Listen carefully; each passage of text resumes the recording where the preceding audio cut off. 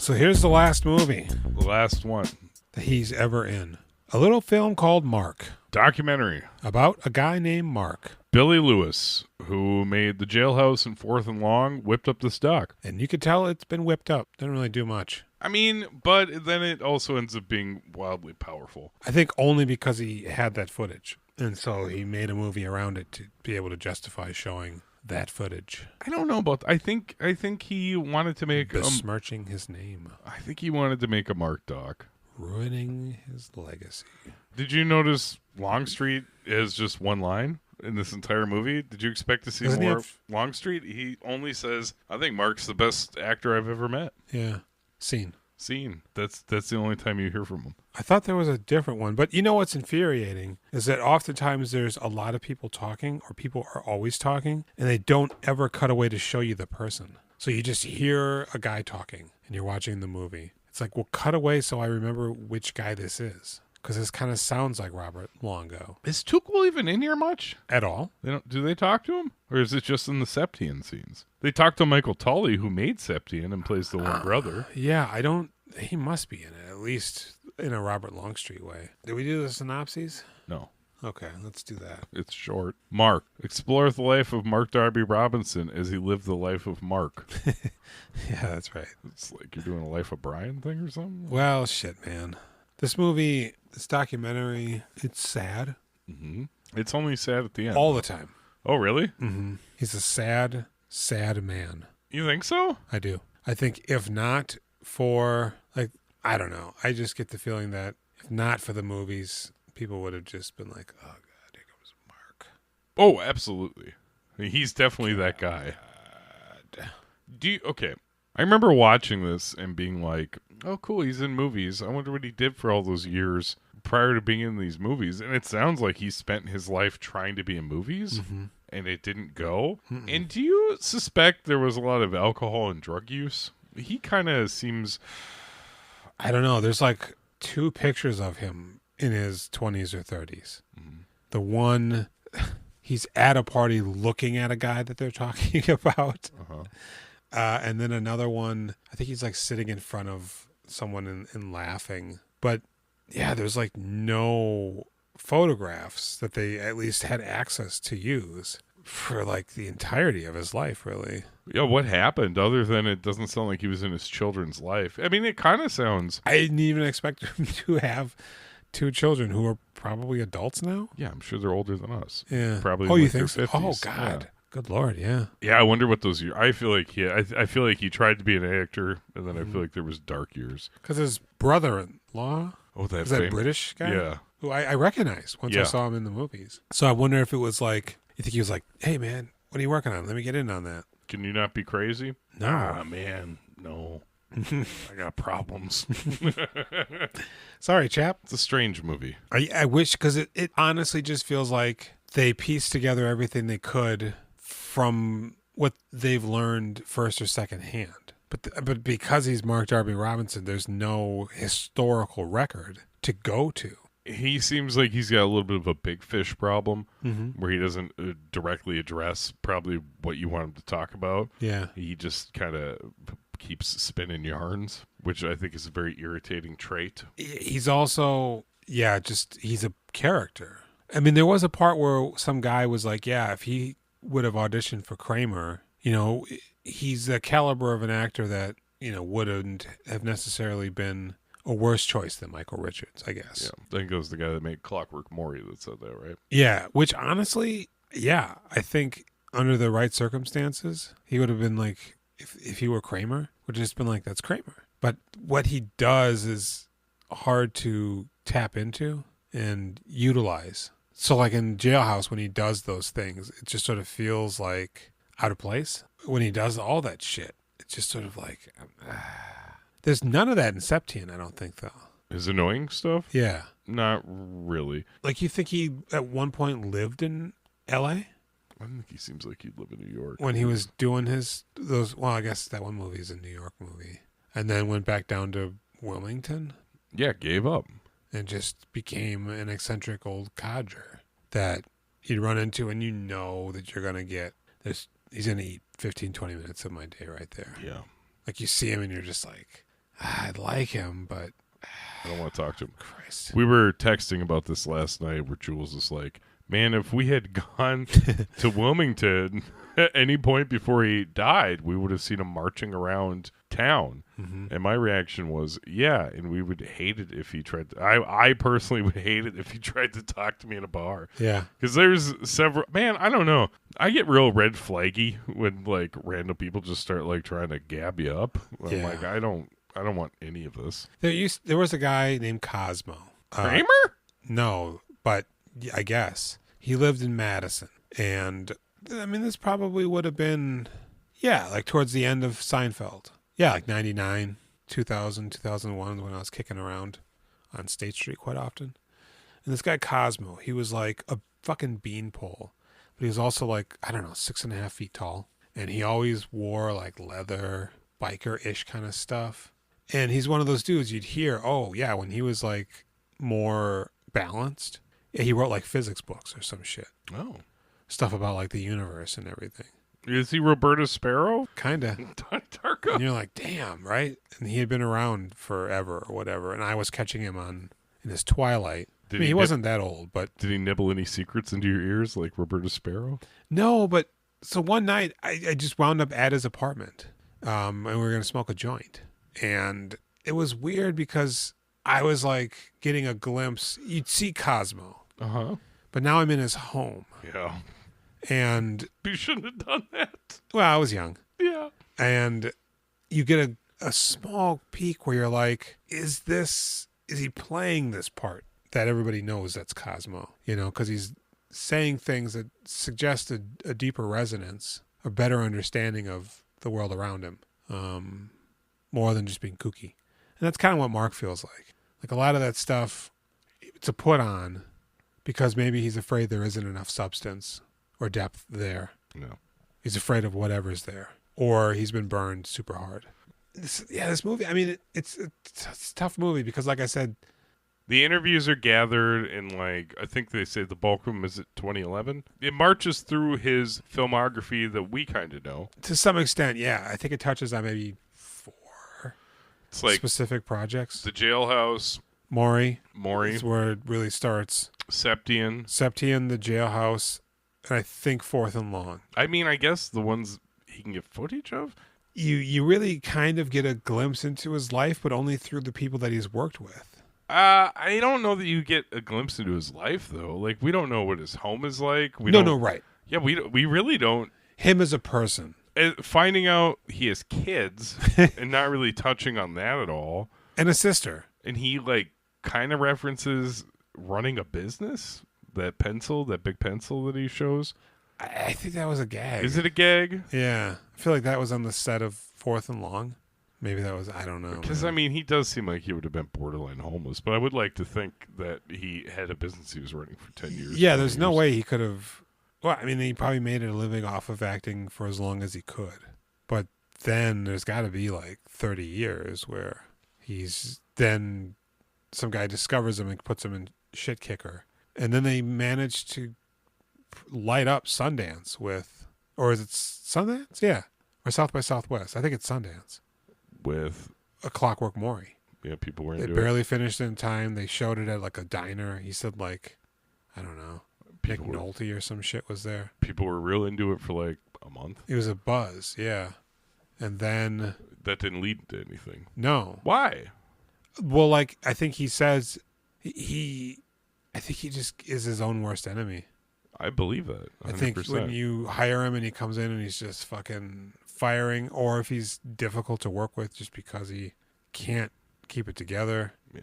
I can see a lesser director just allowing it to happen and then sitting in the editing bay just like... He's got that fire in his eyes in Clockwork Maury, though. He does. You do feel like he's a mad genius in that. It feels like almost like a one-off. Yeah, I don't know if it's just the lighting or how they filmed it, but you're like, yeah, this is exciting. That's early, though. That and then Ding-a-ling. Mm-hmm.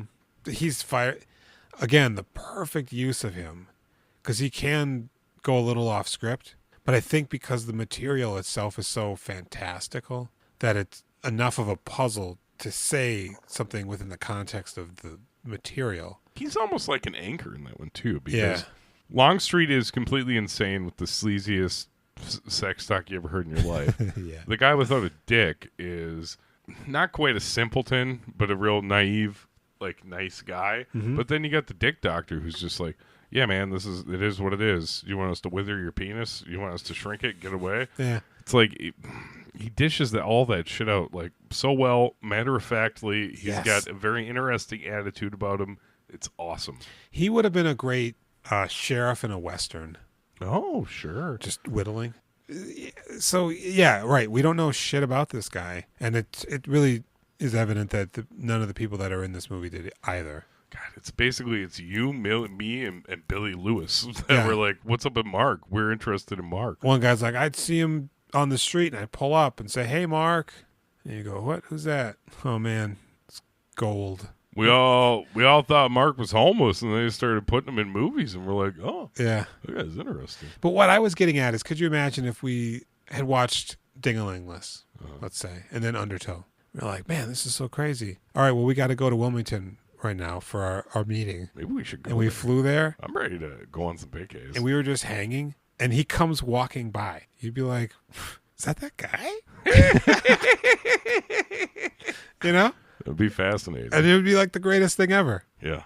And, you know, you'd probably be like, all right, well, you know, I'll catch you later. It's great running into you, man. This is so crazy. You know, and then we'd have a story. But no, he's dead now. Spoiler alert. Spoiler alert, it's bad, too. It is. When you first see him in the second to last footage, he's on the phone. Yeah, with the green screen when his teeth are gone. Yeah. They put in dentures. It's just like... Is that Mark? He doesn't look right. Yes. He seems a little puffy. Well, he's like bald. I mean, I think they pulled all of his teeth out and put those dentures Well, sure, in. that, but... So that, like, makes his, like, nose and mouth area, he looks way different. Yeah, he looks... He aged, like, 20 years in 5. Yeah, it's like when you see a wrestler come back, and you're just like, oh, no. Is that Randy the Ram? Yeah, oh, God. You see what I did there? I did. I like that. You could tell that the people that worked with him, to some extent, liked him. The guy from Septien seemed to have the biggest issues with him. He was being very delicate. He's like, eventually I just had to say, hey, Mark, I need you to do this like this. And then they got to the point at the end of the movie where Mark was sort of, he wanted to be more ambiguous. And the director was basically just like, look, your guy did this. He did this thing. It may not be something he did often thereafter or whatever, but he did this one thing. It needs to inform what this sort of climax. This isn't a witch hunt. It's the truth. Right. You could tell, like, for me, it felt like he was like real shut down. Like I said, the ADR'd him making that noise with the sock in his mouth. So do you think that he was trying to tank it with that flat performance? I don't know if he's trying to tank it. I just think he's the sort of performer where it's sort of spoiled maybe now, and he just can't even find interest anymore. It's like when you're 14 hours in and you're just like, why are we fucking arguing over a line about waffles? The sun's gone down. I'm tired. Regardless, what's that guy's name? Billy Lewis? Billy Lewis. He's the one who kind of kept coming back to the well. Yeah, he likes him. You know, and he's the one who had like the lowest budget projects. He keeps making fake commercials because I think Mark will just be in things and Billy wants to make things. And that's great. He was hired to do an actual commercial for that tree place. And then he said, well, do you mind if we won't show this. This won't be the ad. But do you mind if we just kind of fuck around since we're here? Mm-hmm. And then I guess the owner was like, sure. But yeah, again, don't show whatever. I mean, if you get crazy, I don't want that out there, you know. Right. So then the idea is that Mark's just doing a commercial for a nursery or tree trimming business or something, maybe a combination. And throughout the commercial, which is like a minute and 36 seconds, he gets more and more nude until he's finally nude, but he's hidden. He does the same thing in the sandwich commercial, I think. Oh, really? Yeah, I think the sandwich is hiding his cock at the end, but you can also see his bare hips, so I don't think he has any undies on. And Mark seems embarrassed, right? He seems weirded out about doing this. Yeah, as you would be. Years go by, and they say like there's just like the Lamaze of the Dead. The guy put out like a casting call, and he didn't reach out to Mark directly And I think he even wasn't even in touch with him at this time. And he just shows up to be a zombie. They're like, oh, yeah, we can make you a zombie. And then he's the worst zombie ever. They act like he's a good one, though. Yeah, because they're like, he did something different. Yeah, Mark's really bringing it. I love it. And then Jerry White, or whatever that guy's name is, the director who's always on him, Billy Lewis? Billy Lewis. Jerry White? He gets Mark to be in something that almost looks like a talking head video. If anybody is willing to listen to this god-awful podcast, it's going to be Billy Lewis, who's like, they covered a lot of my movies. Yeah, they're my biggest fan. Hey, Billy. Hey, Bill. And he, it's evident that Mark is no longer Mark that we know. What is the talking head thing you're speaking of? I don't know. Just the video. Like, they're wearing short sleeve button-up shirts, I think, with ties. Oh, this is the one. This is after his teeth have been removed? Yeah, and they actually show him put the dentures in. He keeps answering a phone. Yeah, and he can't remember any of his lines. But in the context of the project, it feels like that's what the project is. But I guess in reality, those are actually outtakes of him fucking up his lines. Hard to reconcile that one. But it'd be interesting to see the actual, if they cut it together into something. I thought he said it was just so bad, that he just didn't continue and maybe, I don't know, didn't use it. Where did the boat footage fit in? That was like a music video he was filming, right? Where Mark has the beard and he looks like somebody completely different. Is that the last shoot they do? Oh, that's right. That's the one where he picks him up and like he it is barely remembered who I was. It's a real song though, right? Does it go blood on? I feel like it's a real song, which is why I'm like, why would they do that? Why would they use Mark as a fisherman? And kind of makes me think about late Johnny Carson too, like when he was just on like a boat. Yeah, it makes me feel of late Randy Savage when he's eating all the Slim Jims. When he's wearing black, thickening up, and he's got like a beard, but it's like black. Looks like Steven Seagal's head hair, but on his beard, and he always wore black. Elizabeth was dead, and he actually got married to a woman who was living like a regular, 50 or 60-year-old life. Is Macho Man? He's been dead for a while? Yeah, probably half a decade, maybe more. He had a heart attack while driving, veered off the road. But he felt like this, bearded, older Tommy Chong. Yeah, because, he seems 60s. 70 when he wasn't, clearly not. He seems like he's in his 60s, like, right off the bat. I guess he seems slightly younger in Ding-a-ling-less. Like, maybe you'd be like, that guy's 54. Yeah. But generally, he seems like he's rocking, like, 60. Yeah. S-Kicker, he feels young. God, by the time that commercial that didn't go, whatever it was with the ringing phones, I can't remember the lines. He looks 70. How old is he when he dies? I feel like he was 74 or 78. Maybe it was like because it was just a 7 on the candle, but I'm pretty sure they said like 78 maybe. But so then, they have footage of him in his elder care facility. He has dementia, even though he seems kind of with it. He cracks a slight Mark Darby joke. Yeah, when he's spitting on the cake. What does he say? He's like, I'm spitting on the cake. I'm taller than you, and I'm better than you because I'm taller and more handsome, something like that. It's interesting because I didn't think they were going to actually explain to us what happened. He says he picked him up for the one shoot, and he didn't really remember who he was. Seemed very confused. And that seemed to have been carrying on for a little bit there. Because he seemed really cleaned up in that final footage of him. Put together enough. In the care home? Yeah. Yeah. Well, I wonder how long. He was probably there for a couple of years. Hopefully they're taking care. I would have wonder how he would even end up there. I know. I was wondering that too. Do you think he was at home? And somebody. You probably are out in the world and you get lost and confused. And then it's so sad and upsetting. But like. I'm glad he ended up in the home. Yeah, me too. It's such an ugly yet truthful end. Yeah. This shit's waiting for us all, man. Yeah, I peeked behind the curtain and I'm like, well, shit. I know what's coming. Yeah, this movie makes me sad. It's a decent documentary on somebody if you are interested in this guy. It's the only thing you're going to get. Yeah. And most people don't even get this treatment. I don't think it's a bad documentary at all. He was stockpiling interviews due to the projects he was on. He went to the Septien set, and I think he was just there for a day, but he got some good footage. It's interesting, but yeah, Jesus Christ, it's basically those last 3 minutes when you go from, I wonder how Mark died. They're just saying he's dead, and it's real mysterious, and they're like, dementia. Oh, there was another moment where they're actually talking to him behind the scenes on Septien, where he's describing his character, and he says, yeah, he's got a really young protege, I think are the words he used. And so you're like, oh yeah, he is not relating to this character and does not want him to be the monster. Creep. Yeah. But yeah, I mean, I'm glad I watched it. Like I said, it isn't often that, you know, when Robert Longstreet dies, he's just going to be dead. They're not going to do a documentary about him. Yeah, it's something. What did you give Mark in this movie? I give Mark a 10 out of 10 for being Mark. Yeah. God bless Billy Lewis. You know, God bless the happenstance that Wilmington had a film community this vibrant. It's bizarre. Do you see this stuff coming out of Minneapolis? No, I mean, there's movies that are filmed here. Yeah. You know, but I don't hear about a small handful of character actors who keep bouncing around between each other's projects. No. So, what you said 6, I say 6? Yep. Yeah. That's it. Good job, Mark. Oh. You lived the life. It's interesting watching a full career in a short period of time.